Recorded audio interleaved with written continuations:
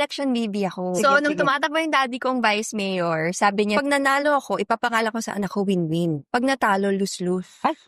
Buti na lang nanalo yung daddy ko. Kung hindi, ang pangit ng pangalan ko ngayon. Bigyan natin sila ng recap. Paano nga ba tayo nagkakilala? 2017, sinalo ko yung isang page mo, Lux Online. Yung mga bags. Yes. Kasi nung mga panahon na yon, hindi ko pa rin kaya bumili ng sarili kong branded. So, nag-check ako, tapos may message kita. Ang bilis-bilis mag-reply. Nung nakausap kita, I was so honest with you na parang, hindi ko pa kaya talagang bumili ng brand new. Meron po ba kayong options? Tapos, nung finally nakabili na ako, feeling ko sumakses ako in life. Feeling kasi nila na pag artista, kaya na agad bumili. Parang feeling nila mayaman talaga, Mayaman na, marami pang bili. mayaman ang pambili. Pero, I'm still human. I was grateful din na minsan may gusto kong bumili, gusto kong ma-experience. May mga ganong options pa rin. Ang ganda pa rin kahit second hand. And I don't think it's bad Yes. if you own a second hand item. Pinaghirapan mo pa rin. Diba? Kahit pa paano. Correct. So, thank you sa aking mga first luxury items. Yes. It's nice din na kahit hindi mo kilala yung tao, we're still very kind to reply to me that time.